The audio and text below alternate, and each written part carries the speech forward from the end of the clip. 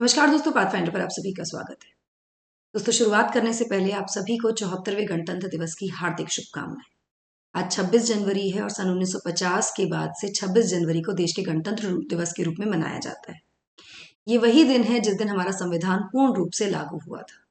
देश आजाद 15 अगस्त 1947 को हुआ, लेकिन गणतंत्र हम हुए 26 जनवरी 1950 को, यानी हमारा संविधान लागू हो गया था पूर्ण रूप से। ना क्या आप जानते हैं कि हमारा संविधान बनकर पूरी तरह से तैयार हो गया था 26 नवंबर 1949 को, और इसको ऑफिशियली अडॉप्ट भी कर लिया गया था, लेकिन इम्प्लीमेंटेशन के लिए 26 जनवरी का दिन चुना गया।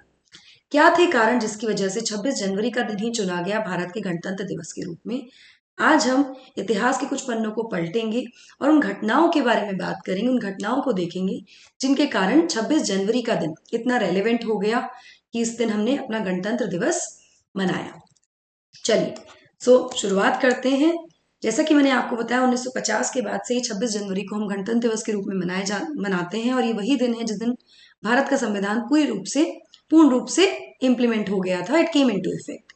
ये अलग बात है कि संविधान जो प्रिपेयर हुआ था उससे पहले ही हो गया था 26 नवंबर 1949 को, लेकिन उसके बावजूद भी 26 जनवरी का दिन चुना गया टू सेलिब्रेट रिपब्लिक डे।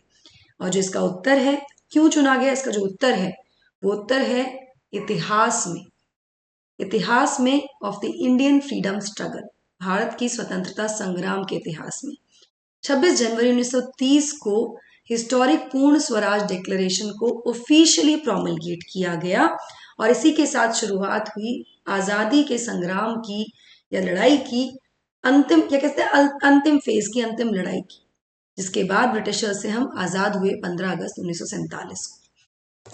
चलिए, इसी के बारे में हम पूरा डिटेल में बात करेंगे, बट बिफोर मूविंग फॉरवर्ड आप मुझे फॉलो कर सकते हैं दोनों टेलीग्राम चैनल्स पर दोस्तों। For all my class update schedules and PDFs, Unacademy app पर भी आप मुझे फॉलो कर सकते हैं मेरी सभी special classes and plus courses के लिए। एनरोल करने के लिए आपको सिर्फ मेरा कोड यूज करना है NDLive10। Now the question can be why Unacademy ma'am? Because Unacademy gives you widest choice of educators, unlimited views on lectures, live mentorship, इस तरह के बहुत सारे benefits along with the results. साथ ही अनअकैडमी सेलिब्रेट कर रहा है रिपब्लिक डे आप लोगों के साथ by giving you 20% flat off on all your UPSC CSC subscriptions. अभी जाइए, एनरोल कीजिए with my code NDLive10 to avail 20% discount on your subscriptions. चलिए, बात करते हैं कुछ ऐतिहासिक घटनाओं की जिनकी वजह से 26 जनवरी का दिन चुना गया। शुरुआत करते हैं 1920 के दशक की। 1920 से 1922 नॉन कोऑपरेशन मूवमेंट का समय था। यहाँ पर मैं आपको बताऊं कि फरवरी 1922 में जिस तरह से चौरी चौरा का इंसिडेंट हुआ, इट लेड कि गांधी जी ने इस मूवमेंट को खत्म कर दिया।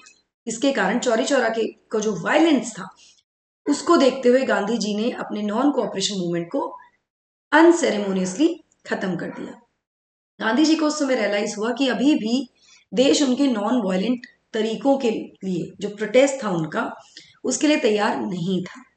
इसी की वजह से हम ये कह सकते हैं कि 1920s का जो दौर था उसने कुछ ज्यादा मोबिलाइजेशन नहीं देखा एट द स्केल, उस स्तर पर जो कि देखा गया था नॉन कोऑपरेशन मूवमेंट और एंटी रॉलेट सत्याग्रह के समय पर ना। इसके बाद से कुछ नए रेवोल्यूशनरीज जैसे भगत सिंह, चंद्रशेखर आजाद पिक्चर में आए। ये नए जनरेशन ऑफ लीडर्स की तरह थे।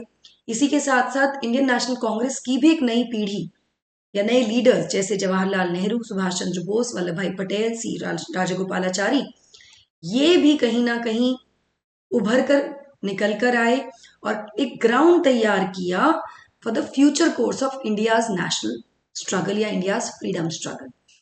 तो ये 1920 का वो दौर था जब ये सब चल रहा था। यहां मैं आपको बताऊं कि 1927 में ब्रिटिश अथॉरिटीज ने अपॉइंट किया साइमन कमीशन, ये कहते हुए कि हम पॉलिटिकल रिफॉर्म्स लाएंगे देश में। भारत को पॉलिटिकल रिफॉर्म्स, राजनीतिक रिफॉर्म्स की आवश्यकता है। और पहली बार सिंस 1922 चौरी चौरा इंसिडेंट्स के बाद, जब नॉन कोऑपरेशन मतलब खत्म किया गया, उसके बाद से पहली बार एक नेशन वाइड स्प्रेड, कह सकते हैं कि नेशन वाइड प्रोटेस्ट देखा गया against Simon commission with the chants of Simon go back. इस रिस्पॉन्स में आईएनसी ने अपना एक कमीशन अपॉइंट कर दिया अंडर मोतीलाल नेहरू, जिसके बाद नेहरू रिपोर्ट सामने आई। नेहरू रिपोर्ट ने डिमांड किया कि भारत को डोमिनियन स्टेटस मिल जाना चाहिए विद इन द एम्पायर। यहाँ मैं आपको बता दूं कि बेल्फोर जो डिक्लेरेशन 1926 की, उसमें डोमिनियंस को डिफाइन किया गया था ऐसी ऑटोनॉमस कम्युनिटीज, मतलब ऐसी इंडिपेंडेंट कह सकते हैं कम्युनिटीज, जो कि ब्रिटिश एम्पायर के अंदर ही रहेंगी, इक्वल इन स्टेटस होंगी, उनका दर्जा बराबर होगा और वो किसी से भी किसी भी एस्पेक्ट में एक दूसरे से के सबॉर्डिनेट नहीं होंगी, इक्वल होंगी, चाहे वो उनके डोमेस्टिक अफेयर्स हो या एक्सटर्नल अफेयर्स हो, लेकिन एक कॉमन एलिजियंस से वो कनेक्टेड होंगी, यूनाइटेड होंगी टू द क्राउन, मतलब क्राउन के अंडर ही होंगी इन अ वे। डोमिनियन आजाद होंगी अपने अपने स्तर पर, लेकिन फिर भी क्राउन की एलिजेंस में होंगी, ठीक है, कॉमन एलिजेंस होगी टू द क्राउन, उससे जुड़ी होंगी और फ्रीली एसोसिएटेड होंगी as members of British Commonwealth of Nations. ये कॉमन डोमिनियन की डेफिनेशन थी जो कि दी गई थी बल्फोर डिक्लेरेशन में 1926 में। इसी के चलते कनाडा, ऑस्ट्रेलिया, न्यूजीलैंड को डोमिनियन स्टेटस का दर्जा दे दिया गया था, जिसके बाद हमारे यहाँ भी ये demand I in the Nehru report. ना डोमिनियन स्टेटस को लेकर कहीं ना कहीं कांग्रेस के अंदर भी एक डिसएग्रीमेंट था, crucially even within the Congress. Nehru report को यूनिवर्सल मतलब यूनानिमस सपोर्ट नहीं मिला, सबने उसका समर्थन नहीं किया। यंग लीडर्स जैसे कि बोस और जवाहरलाल नेहरू, जो कि मोतीलाल नेहरू के अपने बेटे थे, वो भी चाहते थे कि ब्रिटिश एम्पायर से पूरी तरह से हम आजाद हो जाए, we should break all ties with the British Empire. उन्होंने आर्ग्यू किया कि डोमिनियन स्टेटस के अंदर जहां ये कहा जा रहा है कि एक लेवल ऑफ ऑटोनॉमी हमें मिलेगी, आजादी हमें मिलेगी फ्रॉम द ब्रिटिश गवर्नमेंट, लेकिन फिर भी ब्रिटिश पार्लियामेंट और क्राउन के पास वो क्षमता होगी, वो एबिलिटी होगी, they will have the option, they will have an authority उसके बाद भी कि वो हमारे इंडियन अफेयर्स को में छेड़खानी कर सके, उनमें इन्वॉल्व हो सके। इंपॉर्टेंटली बोस और नेहरू का जो पॉइंट था यहाँ पे फॉर अटेनिंग डोमिनियन स्टेटस, इसका मतलब ये था कि भाई अगर हम ऐसा मांगते हैं ना, दर्जा डोमिनियन स्टेटस का दर्जा लेते हैं, तो कहीं ना कहीं हम भी पार्टी बन जाएंगे ब्रिटिशर्स के कॉलोनियल एक्सप्लॉयटेशन की, जो ब्रिटिश एम्पायर कर रहा है विश्व भर में अलग अलग जगहों पर, मेनली अफ्रीका में। तो भारत ऐसा नहीं चाहता है, भारत उस कड़ी से नहीं जुड़ना चाहता, उस कड़ी में नहीं आना चाहता है।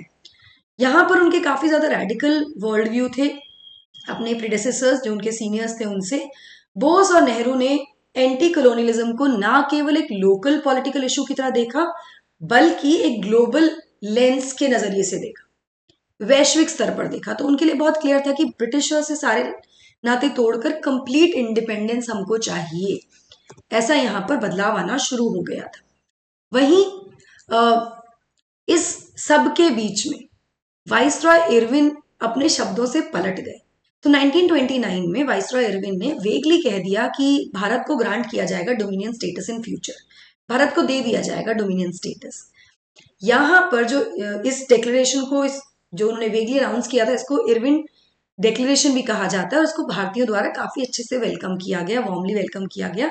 लेकिन ऑब्वियस सी बात है, इस तरह का स्टेटमेंट को बैकलैश मिलनी ही थी ब्रिटेन से। ब्रिटेन में इसमें काफी इसका विरोध हुआ, काफी उनको कहा गया।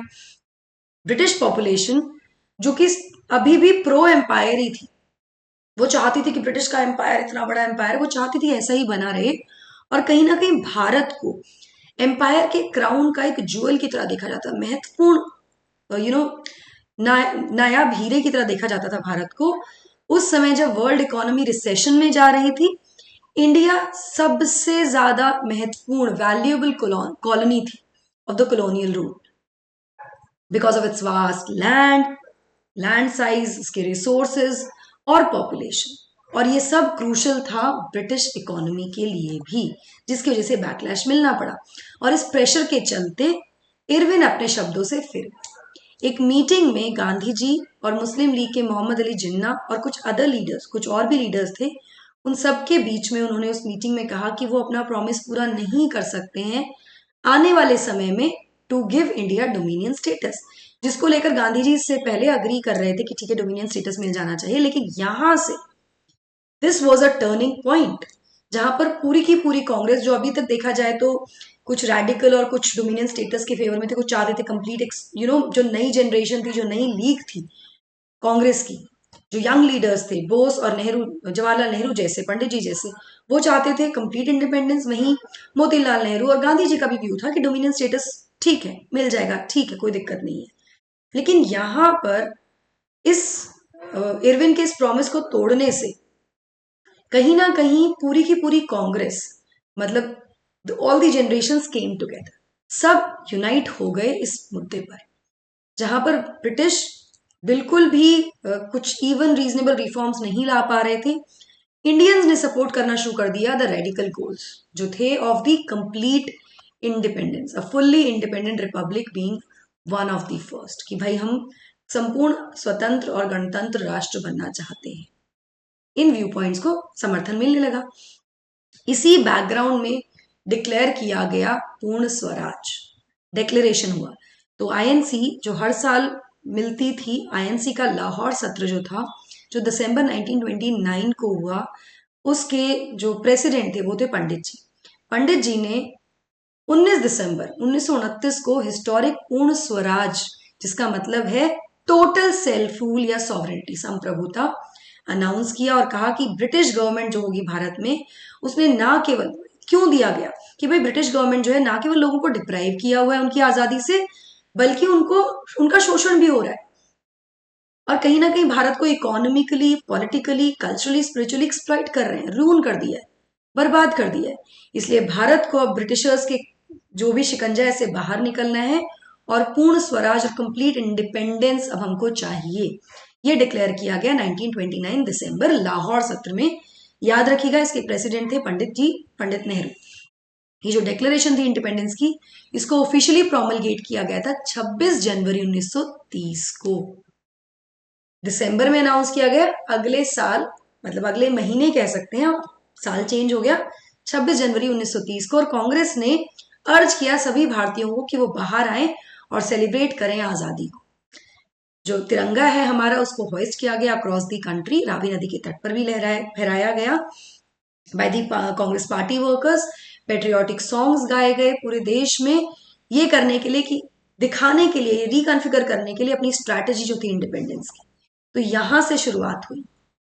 From 1930 till India one it's independence 1947, 1930 से लेके 1947 तक हर साल 26 जनवरी को सेलिब्रेट किया जाता था इंडिपेंडेंस डे या पूर्ण स्वराज दिवस के रूप में, सभी भारतीयों द्वारा रीअफर्म करते हुए अपने कमिटमेंट्स को towards the sovereignty of that day.